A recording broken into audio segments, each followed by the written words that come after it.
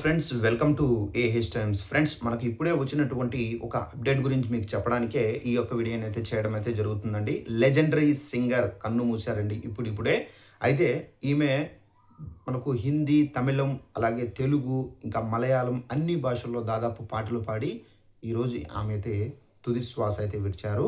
అయితే ఈమె ఎవరు, ఏంటి దానికి సంబంధించిన పూర్తి వివరాలు తెలియజేస్తాను. ఈ వీడియో నచ్చినట్లయితే లైక్ చేసుకొని ఇన్ఫర్మేషన్‌ను షేర్ చేయండి.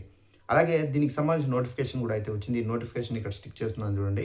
ఇక్కడ మీకు ఆల్రెడీ ఫోటో కనిపిస్తుంది. ఈమె లెజెండరీ సింగర్. ఈమె పేరైతే ఆశా భోస్లే. సో, ఇక్కడ లెజెండరీ సింగర్ ఆశా భోస్లే 92 సంవత్సరాలు ఈమెకి ఇప్పటి వరకు కన్ను మూశారండి. గుండెపోటుతో, ఊపిరితిత్తుల సమస్యతో నిన్న ముంబైలోని బ్రీచ్ క్యాన్డి ఆసుపత్రిలో చేరినటువంటి ఆమె కాసేపటి క్రితం అయితే తుది శ్వాస విడిచారు.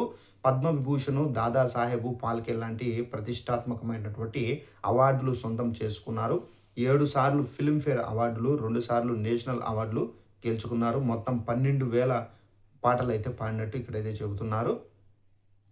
అలాగే ఈమె 1000 సినిమాల్లో మనకు నటించినటువంటి సినిమా పాటలు అయితే పాడారని చెప్పేసి ఇక్కడైతే చెబుతున్నారు. 1933లో సెప్టెంబర్‌లో 8న ఈమె అయితే జన్మించారు.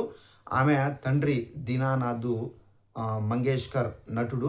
సో, గాయకుడు, సింగర్ లతా మంగేష్కరు ఈమెకి అక్క అవుతారు. సో, ఆశా భోస్లే 1943 మనకు మజాబాల్ మరాఠీ మూవీలో అయితే సింగర్‌గా అయితే మారారు. 1000కి పైగా సినిమాల్లో ఈమె పాటలు పాడి గుర్తింపు అయితే పొందారు. సో, ఈమె ఆల్మోస్ట్ ఏందంటే నిన్న హఠాత్తున గుండెపోటు రావడంతో సో, కుటుంబ సభ్యులు ఆసుపత్రికి తీసుకొని వెళ్లారు.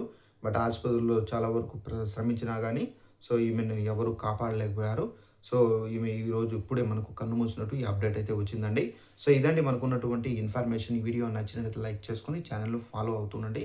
ఇలాంటి అప్డేట్స్ అనేది ఏమైనా వస్తే వెంటనే తెలియజేస్తూ ఉంటాను. Thanks for watching this video. All the best.